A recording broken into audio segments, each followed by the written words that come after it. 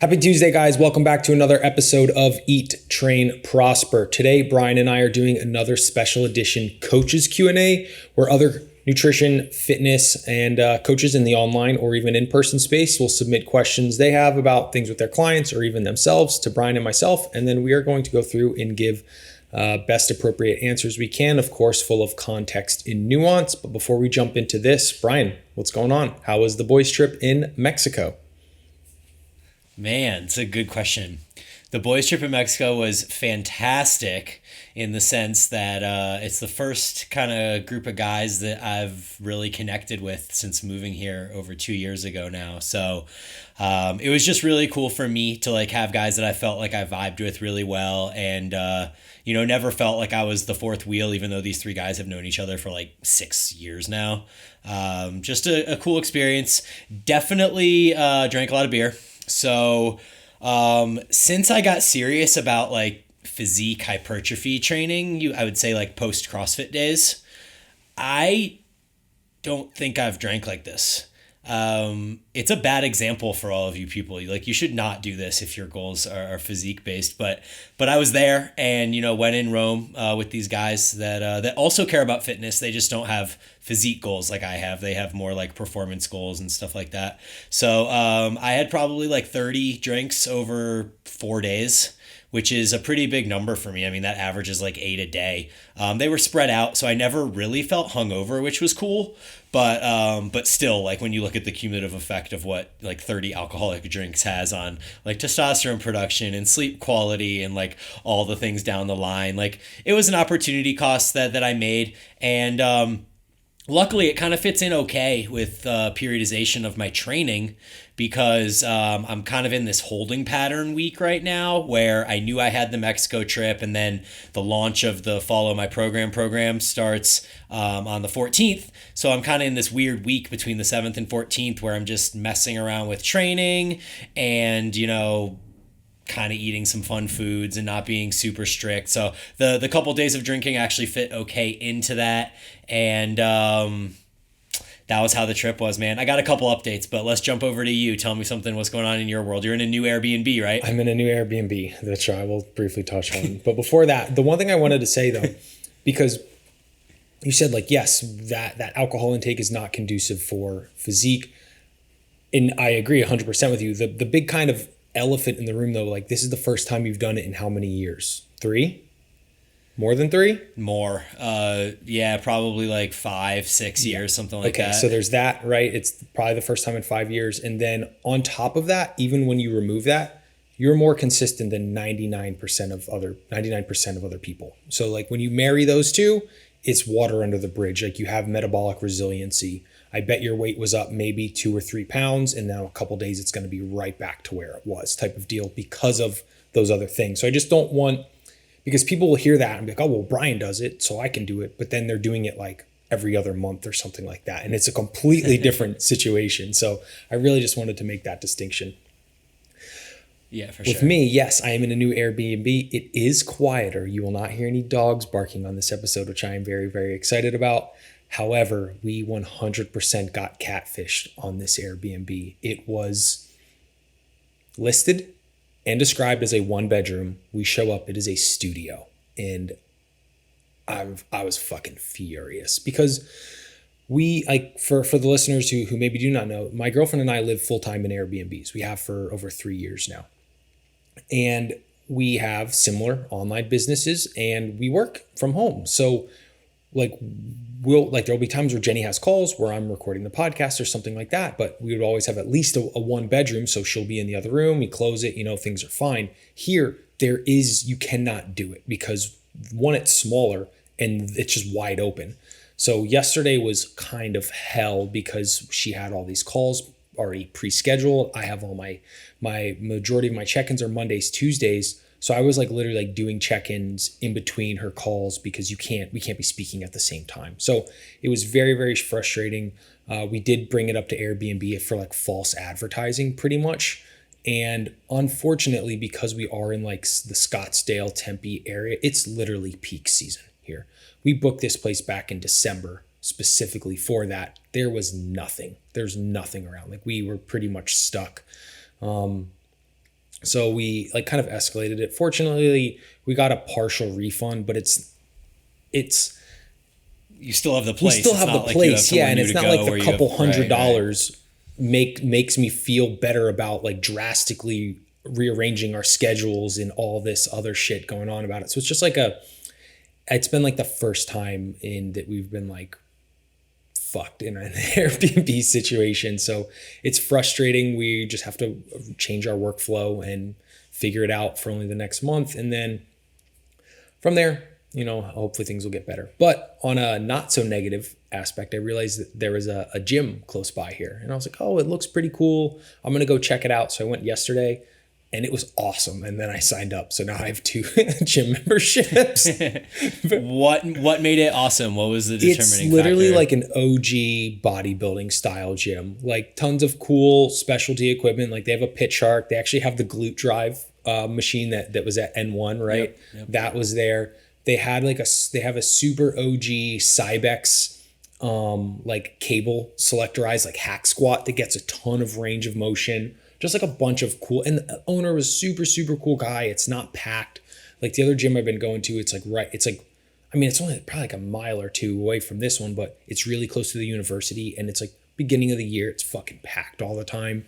And this place is just like, it's just chill. It reminded me a lot of the gym in Utah, and I absolutely loved that place. So I was like, you know what, I'm going to give this place my money for the last month I'm here and come, train here. So that's what I did. And my weight's finally climbing. So that has been, I'm back to now pre-COVID weights and also a little bit higher. But I mean, I ramped up my carbs and stuff too, because I'm like, okay, I need to start putting some weight on again. It's just been too long. That's my last update. So you're in the 190s, 192. I was 194.4 this morning. Very nice. Very cool. All right. So I have a couple other small updates. My nanny has strep. She's the sickest person I've ever met in my life. She's gotten COVID twice. I swear she's been sick every 2 months through the entire year that she's worked for us. Yeah. Okay. Listeners out there, if you are in the Boulder area or you know of someone who is reliable in the Boulder area that wants to watch Bryan's children. We're fine. So we're going to San Diego in a week. She'll have 5 weeks off, and then hopefully shit can get right. And we also have the option now of sending my daughter to school if we need to. So we're gonna be okay. It's just one of these things where it's just so unreliable. Like I'm supposed to be on a podcast tomorrow, and she's probably not going to show up tomorrow either. And Kim has a call at the same time as my podcast that like she can't move. So then it's like, we try my parents, but if they can't come, then one of us has to cancel something that's really unfortunate. It's really difficult. And this kind of shit just happens like all the time, But on the good news of nanny life, we found a San Diego nanny, and she seems awesome, and she seems super reliable and mature. So hopefully we have coverage for 5 weeks in San Diego, and it allows me to get really excited about San Diego. I kind of had this trepidation when I was thinking about the trip, because I was like, what if worst scenario, we don't have a nanny? How are we going to like enjoy this trip at all? And this feels like this huge weight off my chest now that we have this part figured out. So when we show up that Sunday, the next Monday starting, I have my workout and my work, and I can go for a run or a walk on the beach or like whatever the fuck I want to do. You are not going for a run on the beach. Dude, I'm starting this nose breathing thing. So this was another one of my updates. So I've now mastered the ability to walk 20 minutes at a brisk pace, breathing through my nose only. And my next challenge is to start running. I'm going to go for 2 minutes at a time, like a 400 meter. I'm going to try and run a 400 meter breathing through my nose only, and try to decrease pace but increase distance after that, and maybe go like 600 meters and 800 meters. And so I think being in San Diego where I can do it outside makes it even more enjoyable. And this is kind of something I'm like kind of into and pursuing now. I got some cool responses from people on DMs, and one dude, Justin Forth, actually sent me a book basically of his interpretations of like oxygen and other books that talk about mouth breathing versus nose breathing. And so there's a lot of really cool information out there, and it definitely is like something that's viable, that people use in training and in like athletic pursuits and stuff like this, not to mention the health benefits. So I'm going to pursue this as like a little side hustle, and it's not going to be enough to like affect my hypertrophy goals. It's just going to be something on the side that I wouldn't even call concurrent training. It's just like walking at a brisk pace while working on oxygen consumption or something like that. But it's cool, and I'm kind of excited about it. So. Does that book mention any of the health benefits? I haven't actually read over his notes yet. He sent it to me, and I haven't had an opportunity to read, but he sent me like 25 pages of notes. Cool. So I kind of got to like read through that thing. Yeah, keep us posted. I'm interested in that to see if it's like what I would imagine. This is just like purely conjecture, like resting heart rate style stuff, oxygen, like oxygen purity. I think the word is purity. There you go. Like the amount that your body is able to filter of the CO2 and get like more pure oxygen or whatever. Yeah, really, really cool. That would be my guess, or at least from what I understand. Yeah, that's really cool. Please keep us updated on that as you dig in. Yeah, for sure. And then, as you guys probably know, the Follow My Program drops on Monday, the 14th. So it will have dropped, like when this episode releases, it will have dropped yesterday. Yeah, what else do I want to say about it? I put the first week into into Wodify, and it's all sitting there just waiting to be released. I wrote a blog as well, so if you go to the paragontrainingmethods.com/Bryan's program, you can read all about the program and what you need to know, what to expect, things like that. So definitely check that out. And I think that is it for my updates. I'm ready to jump into some questions. Very cool. Let's do it. So there's kind of two questions that up front that we're going to kind of pair into one. And I'll read the second one, right? And the question is, what is the order of training? Is it conditioning, then strength, then hypertrophy? So that's the first question. And then kind of the second question paired into that is a question around, what do you guys think about doing abs before your primary workout? One, so that you don't basically skip them when you put them at the end, right? But then more so, at least for like some bigger compound squat and deadlift, for example, doing abs beforehand seemingly helps me kind of prime my body for stiffness and core strength. What are your thoughts around all of this, Bryan? So, regarding abs first, I don't think that that's a great idea. I think that it potentially can cause midline fatigue. So what you're perceiving as like stiffness and strength in your core is actually just your abs having a pump, and so you're feeling tension there. But unfortunately, that's also a weakness that potentially isn't able to support your low back and midline during those kind of more compound axially loaded movements. So I definitely wouldn't do that if you're taking movements like either with really short rest, accumulating a bunch of metabolites, or even anything super close to failure. The only reason I could possibly see doing that would be as maybe like some bird dogs and stuff like that as like body prep before squatting and deadlifting, but nothing that would be dynamic that would cause like blood flow to go to your abs and really like make them kind of pump up with fluid. So that would be my thought on the abs thing. But I think the larger question is the second, or the original one about what's the order? Is it conditioning, then strength, then hypertrophy? And when I first looked at that question, and I was like, no, you never do conditioning first, because my first reaction is if you do conditioning first, you're going to use the glycogen that you need for strength training. You're potentially going to cause fatigue, usually in your legs, because conditioning work is usually lower body oriented. So imagine like doing conditioning work, like going for like a hard 20-minute run and then trying to like squat heavy, because they've said strength then hypertrophy. So my first thought was that's an awful idea.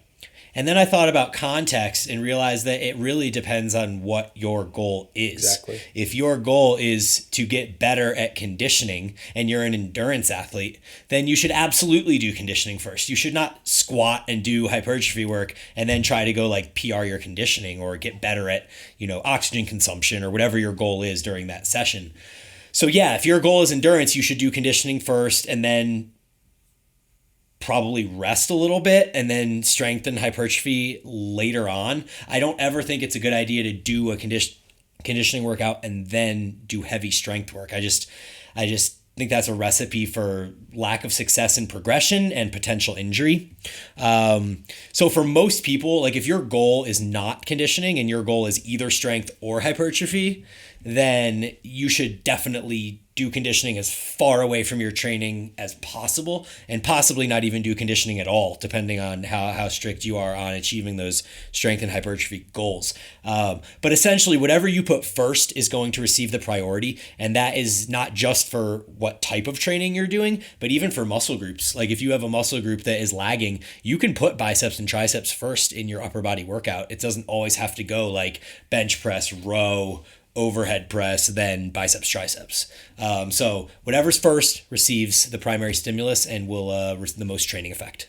I mean, you really hit the nail on the head there, especially with the prioritization on the secondary question and what is your goal.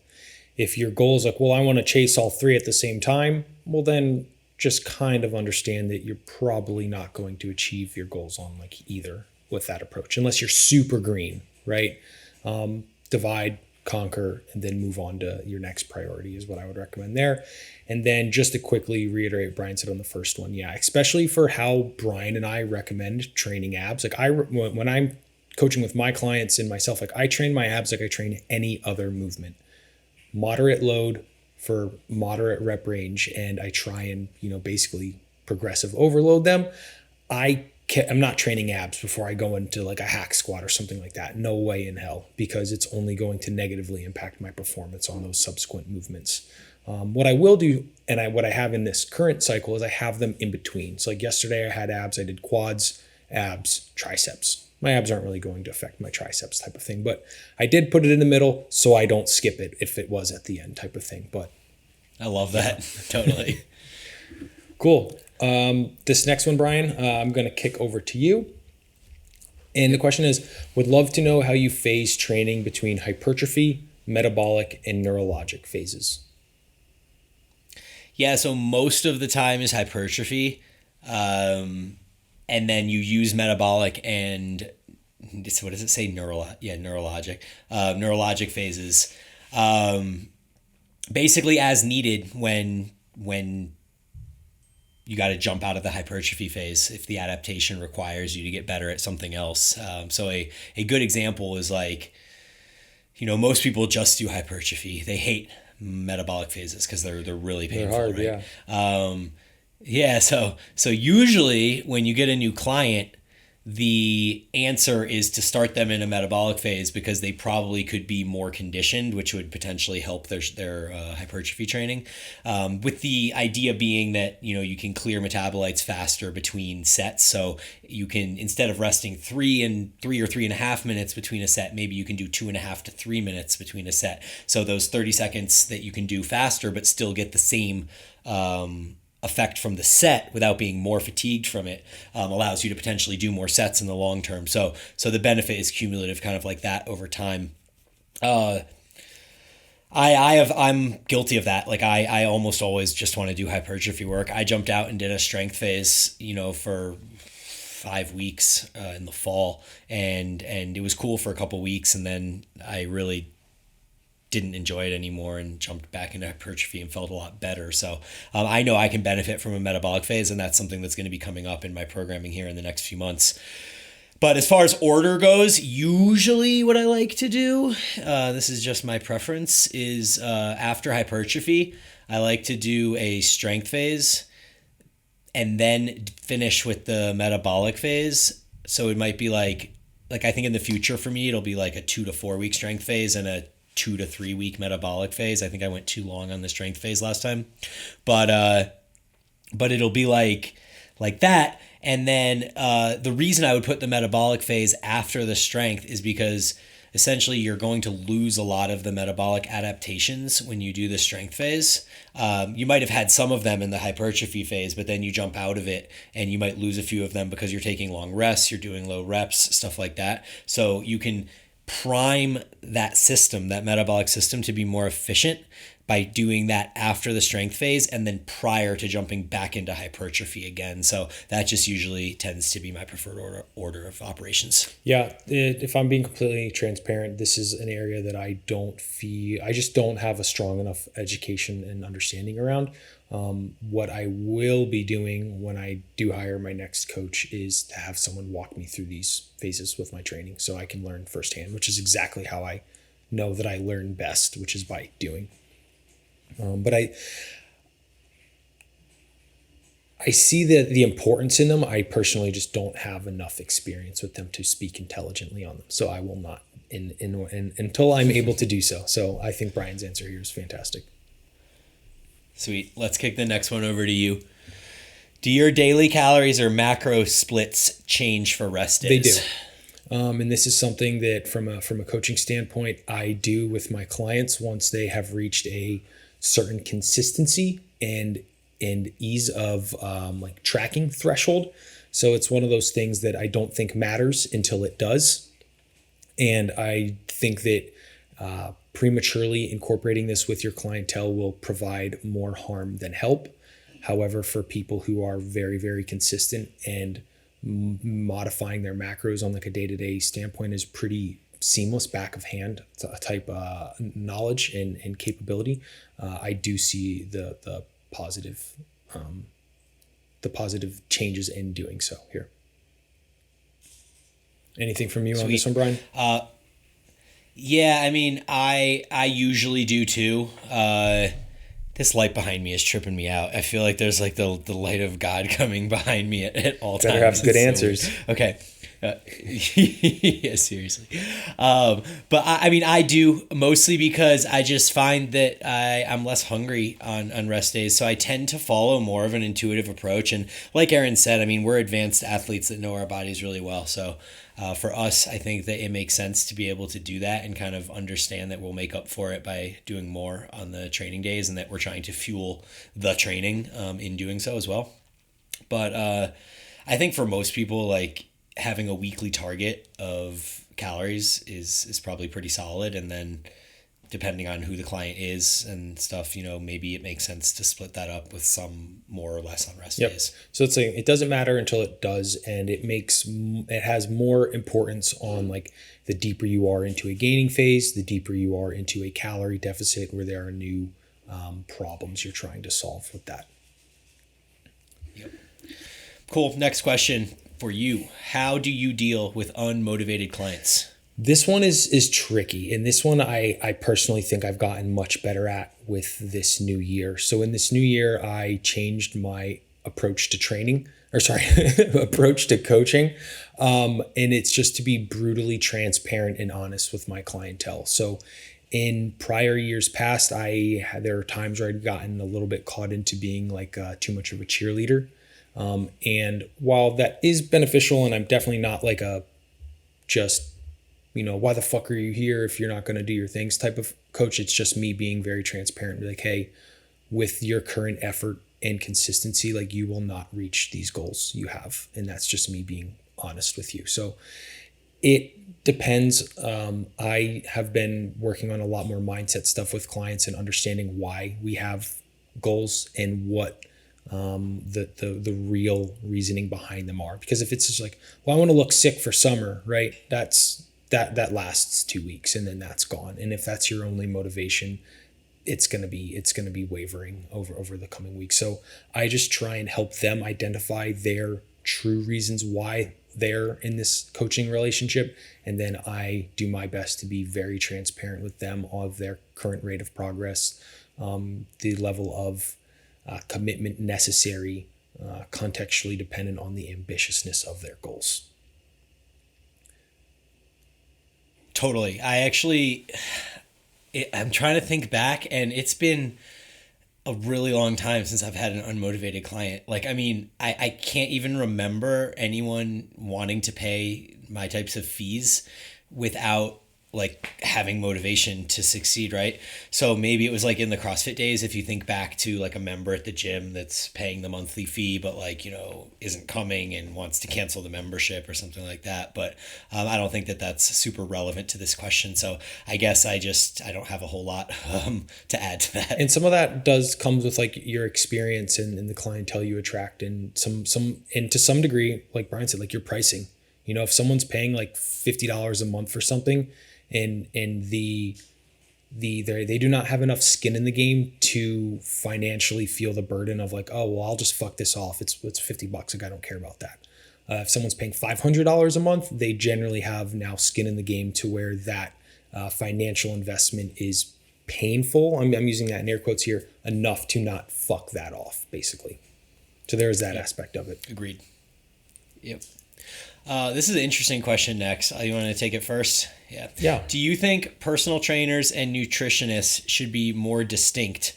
Maybe so that personal trainers are not seen as like a one-stop shop for everything fitness related. This is a great, great question. And what I really, really love about it is we have Bryan and myself who are, I don't want to say polar opposites, but like Bryan is pretty much just from a professional standpoint, at least, stayed in the training side of things, even though he's very knowledgeable in nutrition for what he does himself. And then kind of myself, conversely, the complete opposite, where even though that, you know, I have probably 3 times as long the amount of knowledge or time spent in training as opposed to nutrition, I came into the space purely from the nutrition side. And while I have begun to kind of slowly branch over into some of the training side of things, I make it very, very upfront and clear with my clientele. Like we are pretty much 80% nutrition, 20% training, because that is, for an overwhelming majority of people, this massive missing link of things. So that's the kind of first part. I think the more time you have, the more years in this game, the more time you have to acquire skills.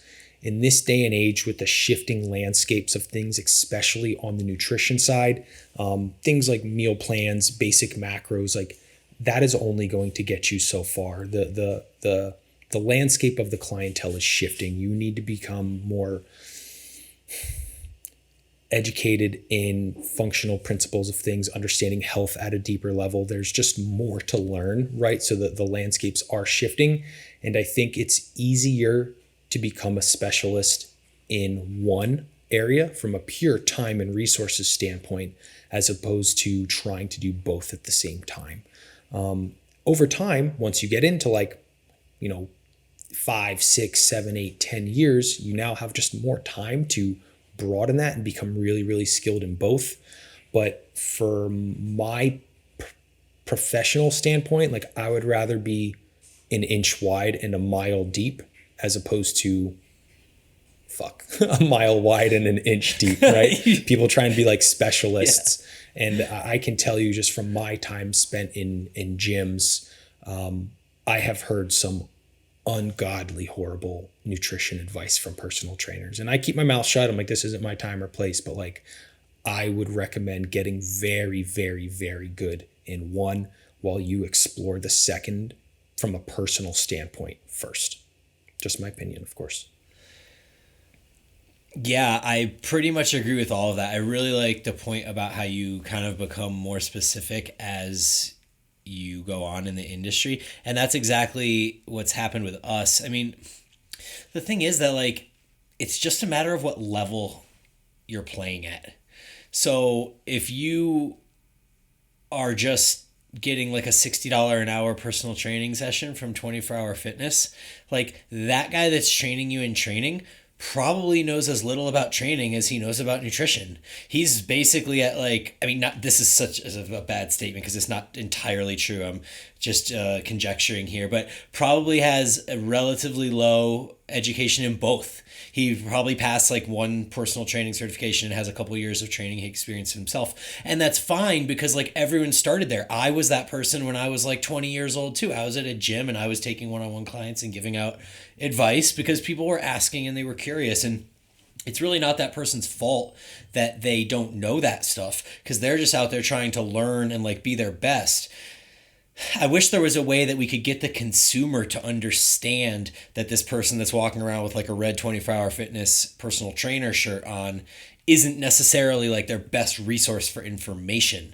So that's not exactly the fault of the trainer. So I empathize a little bit with that. But yes, to like the major point, I mean, I guess that guy should just focus on training, but he just isn't like an expert in either one, so he's just kind of doing the best he can. Yeah, and I think from the coach's standpoint, it's important to be transparent. People think that like it's okay to say I don't know. Like that question we just got before around like how to structure neurological metabolic, like I literally don't know. And instead of me just trying to be like, letting my ego get in the way of imposter syndrome and trying to like make it up, like I'm just gonna tell you like I don't fucking know, but I know people who do know, and if like I can get you Bryan, or we can go to like Cassim or, Alan Kress or something like that. Like there are people who do know this, and those are people that I look up to and follow their stuff. But I think that's a big part of it too, from the professional standpoint of a coach. Like it's okay to say you don't know things, or, hey, I'll get back to you with a little bit more resources that will help you type of deal. 100. That's actually a really good answer, and probably the context I was looking for. Perfect. Cool. Next question for you again, right? Calculating macros using TDEE, that is total daily energy expenditure.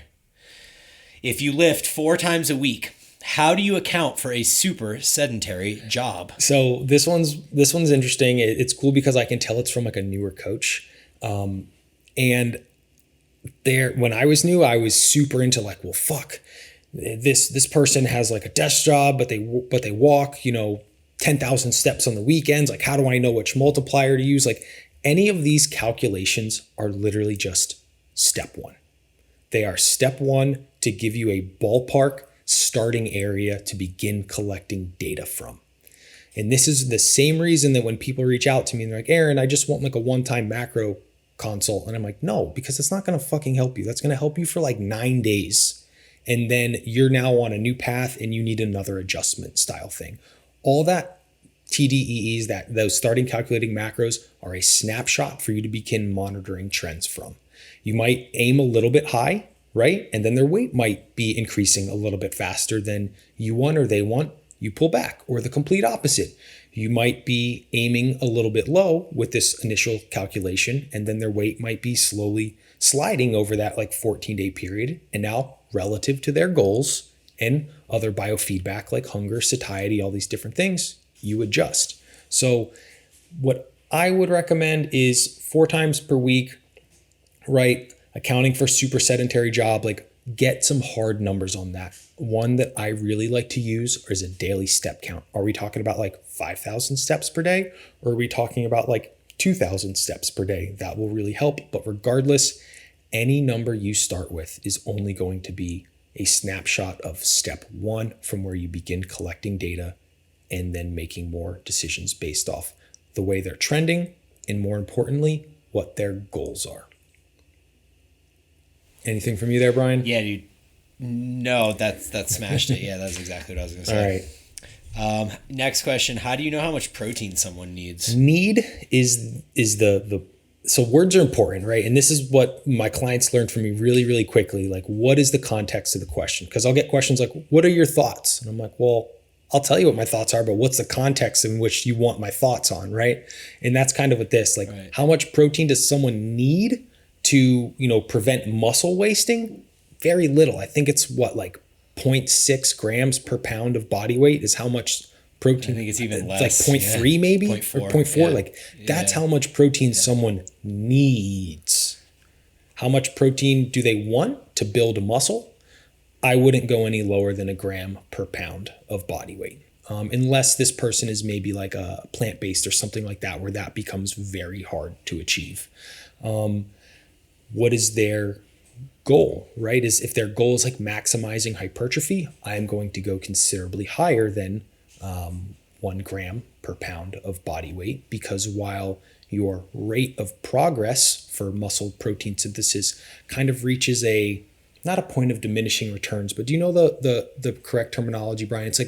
It's like a line that will asymptote. Yeah, perfect. Yeah, it'll never actually reach it. It's called an asymptote. It'll never actually reach it, and you kind of getting into like points of diminishing returns, but from a purely on paper, the more protein is better. It's just how high can we go before digestion begins getting affected.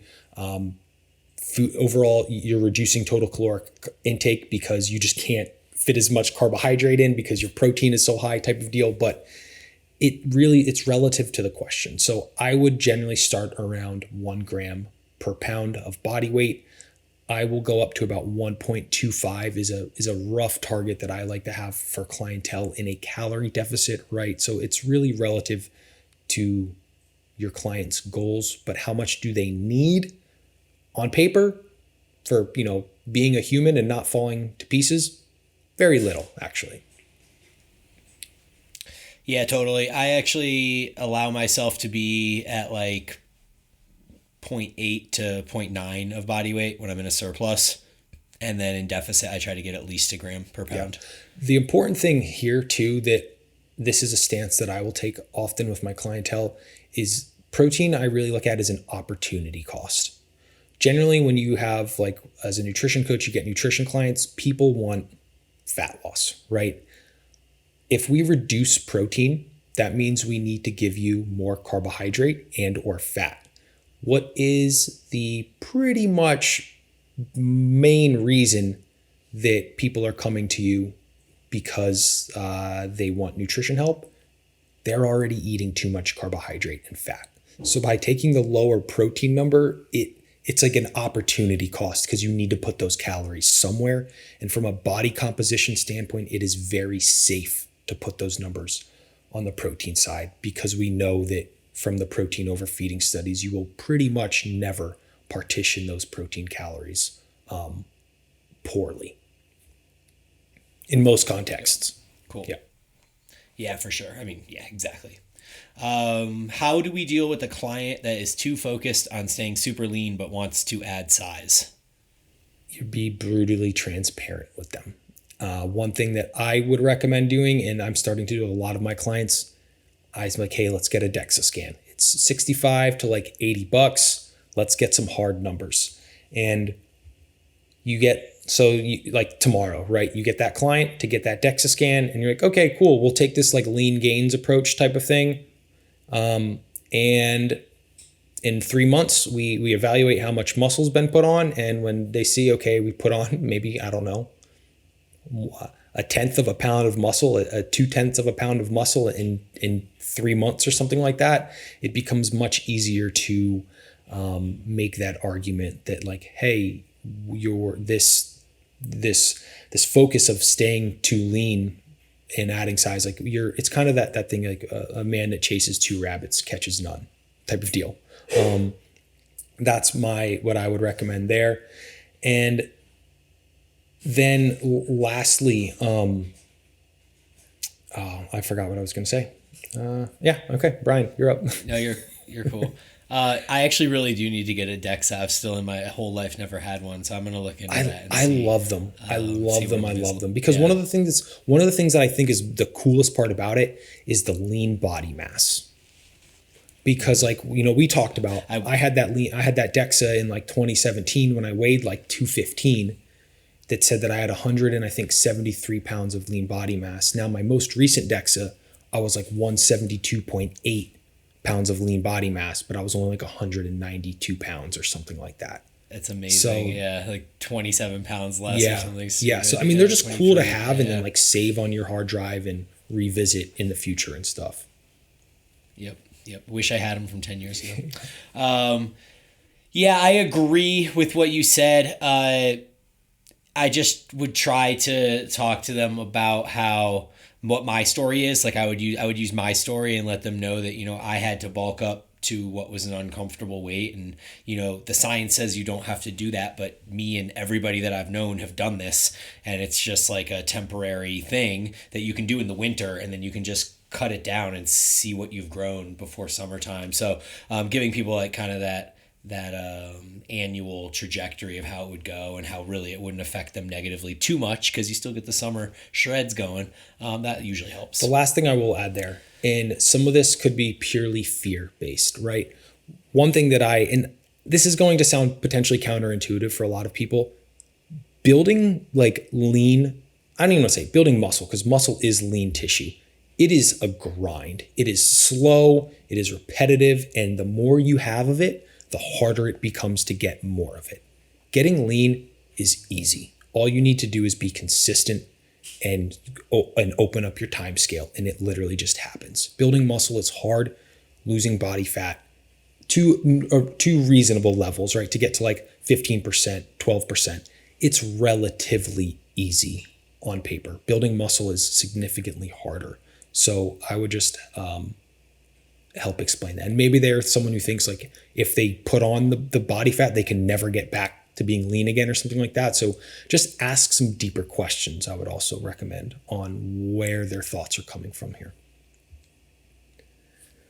Cool. This next one, Bryan, I'm going to kick over to you. Yep. Training each body part twice over a 9-day period instead of a 7-day period. Would this still be considered optimal? Depends how quickly you recover and how much volume you do in each session. I mean, there's so much context that's needed for this question, right? So like if you imagine if you do your quads on Monday and then they're still sore 3 or 4 days later, when if you're on a 7-day week, you have to train them again or else, then you won't fit your other session in. So the prudent move there would be to wait a couple days, do them every 5 days, and now you have really quality quad sessions that you're training them again when they recover. So I think what is optimal is that. Like somebody could then say, okay, well then I will do less volume at my other session so that I don't get as sore, and then I'll be able to do them twice in 7 days. And I'm like, great. Well, if you do them twice over 9 days, but you do a little more volume each time, like over the course of 36 days or 72 days or whatever, like the total amount of trained area is the exact same. So, I mean, shit, even studies now are coming out like vindicating the bro split, being like, it's all about like how much time you need to recover, how much you do. And, if you do a body part and it takes you 6 or 7 days to recover, then it would make sense for you to train that body part every 6 or 7 days. Really, it's just volume equated. Like if you can fit all that volume into one session. So just to be clear, because I don't want people to think that I don't know the science here. It is volume equated. And we know based on the science that anything over 10 sets is usually going to be ineffective volume, right? It's going to be less effective. Maybe not ineffective, but it won't be as effective as the volume of 10 sets per session. Sure. So in theory, if you are following a bro split and the volume you need for a week is 10 sets or less, you could do that all in one session and then you would be fine because you're hitting your weekly volume. Of course, the reason you would then split it into 2 sessions is if you have a body part that needs 15 sets, then you would have to do a session with 8 sets and a session with 7 sets or something like that. So that is kind of a tangent. But to get back to the point, I mean, this is like super nitpicking. And I think that just training a muscle group when it's recovered and finding a split that for you allows you to train your muscles when they're recovered for whatever volume you're using, that's going to be the most effective frequency. And I know that takes time. It took me a long time to figure it out. But since I've been designing my splits with each individual body part in mind and not just being like push-pull legs, or like upper, lower. But since I've been actually thinking about what it takes a body part, like how certain exercises are more damaging than others, certain muscle groups get more sore and fatigued than others. It's just changed the game, man. Like lateral delts can be trained every 2 days and you could do 6 sets every time. And like most people can recover from that. But you would die if you tried to do that with quads or hamstrings. So, nothing fits into a pretty little box like, hey, let's just train muscles twice every 7 days. Yep. I mean, you really nailed that. optimal, right? Quotes here, optimal just makes gross assumptions in many large areas in that, like Bryan said, like, are you taking those 10 sets of that session to like really, really hard sets? If so, like, especially on like quads or hamstrings, getting a second session in like that per week is challenging.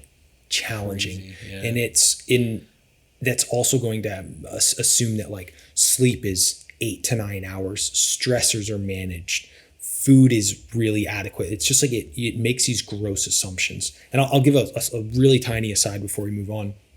On Wednesday, it was the day we moved into this Airbnb. I went to the gym in the morning because I was like, hey, we're gonna have this busy afternoon. I'm gonna go to the gym in the morning. I had one of my hard quad sessions that I have over a like a 9-day period. And then the day happened. It was a super stressful day. It was probably like the most stressed I had ever been because I was like, fuck, we can't stay here. We need to get out of this Airbnb. I was like, maybe we'll go to Vegas for the month. Maybe we'll go to Albuquerque. I was looking at like close cities. Like maybe we'll go to Dallas. It's an 18-hour drive. We'll spend a month in Dallas. I was literally stressed the fuck out. I probably ate 3 meals of my like normal like 5, and they were like half-assed type meals. That Thursday morning, I woke up, my quads were so goddamn sore I could barely fucking walk. And it took until yesterday. So Thursday, Friday, Saturday, Sunday, Monday, on the 5th day, I was able to like train them again. And it was like incredible how sore they were from just stress being super high, food coming down. So there's like these things that are seemingly directly related will dramatically impact things like recovery times between training sessions and stuff like that. So that's what I meant with the gross assumptions that you have to make with something like optimal. Yep, for sure. And that's why having a program that's malleable and allows you to go off the calendar week, if there's like any way in your life that you can make that work, is usually a good idea. I just love the programs that aren't on a calendar week because it gives you that freedom to be like, even if you have 5 days a week and you're like, I always have to train on Monday, Tuesday, Thursday, Friday, Saturday, or whatever. Like, it doesn't matter. You can still have a program that has, say, 6 days in it. So you have 5 training days, but you have six workouts, and then you just cycle through them, and it decreases that pressure of being like, well, I have to do it on this day or I'm not going to fit it into my week. You can just roll that session over to your next, whatever your next viable training day is, and just keep chugging along. And that seems to help people a lot. Yep. Just understanding that like it doesn't, just because, we have a 7-day calendar doesn't mean things need to fit perfectly into that. Like, listen to your body and push your training when you're recovered. The muscles don't care. Only your life cares. This is a good question too. I feel like we can talk on this one. So, what is your check-in process for online clients, training, nutrition, sleep, etc.? Cheers, guys. So my favorite thing about this question is we're getting questions from like people in other countries, which I love. I love that it's, I don't know. I feel like one thing this whole travel lifestyle has done is it's made the world feel smaller for me. And I really, really like that. So, and I'll just be super transparent around what I do. Like I said earlier, my coaching is overwhelmingly nutrition and lifestyle based. So I'm not writing any custom programs for clientele. It's not something that I probably will ever offer. If people want custom programs, I will refer them out to people who want to do that and are much better at it than I am. I will have like kind of more off the shelf style programs that I personally built myself. But then what I'm always really big on is like, hey, this is like the layout, the structure. Let's customize based on things like availability, how you're feeling, and then I want to have conversations around that. With my clientele, I have a bit of a hybrid style coaching in that my coaching is one-on-one. Everyone gets individual weekly coaching check-ins. Everyone has direct access messaging to me. I personally use my done for you client check-in system that I sell for other online coaches. Like, kind of shameless plug. You can find that on my website. I've sold over 1,000 of them to other coaches. It's a really, really fantastic system. It's what I use myself, literally, in my clientele.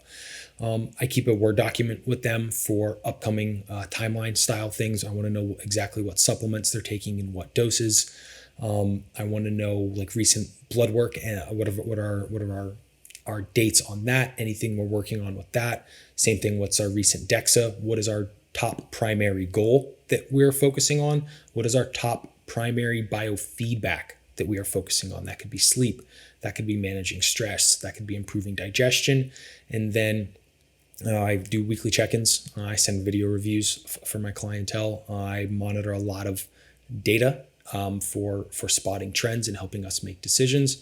And then I dig in and ask them a lot more of like a mindset style things too, for especially for like facilitation of change, understanding like vices, things like that. I've been asking a lot more of bigger picture life questions around why people are doing things. I don't want to kind of brag about this by any means, but I've had 2 clients in the past 6 months who had like super, super high demanding, incredibly stressful jobs that we've got them to like quit their jobs and find new jobs, because like just by asking some questions. One was his doctor also recommended him, like, so both me and his doctor were basically like, it's time to find a new job. It's not worth what it's doing to your health and life. And the second one who's going through those paces right now and decided that like I'm moving on type thing. So I mean, that is my process. And then I also host a weekly live call with all of my clientele, where it's a lot more mindset stuff, answering questions in real time. So my personal coaching style is a bit of, you get all the I call it one-on-one plus. You get everything from one-on-one plus we have a bit of a group scenario as well to facilitate questions over other people and just hop on a live weekly call as well. And then also I have a education course built in Kajabi that runs parallel alongside my coaching as well. So I try and throw the kitchen sink at my online coaching process, to be completely honest. That's awesome. Yeah, that sounds great. So as much as yours is, 80% nutrition and like 20% training, mine's kind of the opposite. So my check-in process is all about figuring out ways to optimize whatever the progression is for the next week of training. And I do have a nutrition section on there too. So I separate my check-in form each week into training programming-based questions, nutrition-based questions, and then lifestyle type questions. And the lifestyle ones, are like sleep, stress, things like that. The training questions are subjective feedback of things that they're feeling, generally, like in session, post session, the next day, stuff like that. In session effort, like I asked them to kind of rate their perceived RPE of each session and each movement and stuff like that, just to kind of get a general idea of how much fatigue they're experiencing throughout the week and how much stimulus they're getting. And then the nutrition questions, I ask about their total, what their calories are, what their scale weight says, and I have one other question on there. I'm not 100% sure what the other one is. I only have a few clients where I actually do the dual like training nutrition thing with them, and then I have a majority of clients just do the training thing with me, but I have them answer the nutrition questions anyway. So that's kind of my setup, and my whole goal there is just, like I said, to figure out how to optimally program the next week of training, because one of the tenets that I try to follow with my programming for the most part now, unless the client really has that neurotype where they can't do it, but I try to get people not to change movements. So if we're not changing movements, it becomes extra important to be able to use that data that we're getting from having everything as a repeating movement, and then be able to figure out what we need to do with that movement, whether it's increasing weight, increasing low reps, adding partials, adding a 1.5 rep, some sort of rest pause set, or even just work closer to failure. If maybe they're at 2 reps from failure, maybe we're moving to 1 rep from failure, things like that. In rare occasions, it means we'll add a set, like usually for smaller muscle groups like lateral delts or biceps, we may add a set at some point. So things like that will occur. And all of this is based on kind of the check-in form, and then we have a conversation usually on DM, voice conversation back and forth, where I kind of update them on the changes I made. They ask any questions that they may have about my changes, and we can kind of get a discussion going at that point back and forth. And then they post videos and stuff throughout the week that I see within the app and can give them feedback on. Yeah, I love that. I think this is probably a good place to cut it on the Q&A. As always, we always think we can get through a lot more in an hour. than we do, because we end up just. What do we have? 5, 6 Yeah. left? So I think we'll probably end up getting maybe a couple more that pop in, and then maybe next week we'll wrap them up, or we'll do another part 2 on this. Sweet. Yeah, we can do like something plus questions or something like that. Perfect. So as always, guys, thank you for listening to another episode of Eat, Train, Prosper. For the coaches who submitted the questions, hopefully these have been helpful for you, just based on Bryan and I's experience and how we run our businesses. So I like these episodes. Maybe we'll do them again in the future. If you like it, let us know. And with that, guys, have a great rest of your Tuesday or whatever day you are listening to this. Bryan and I will catch you next week.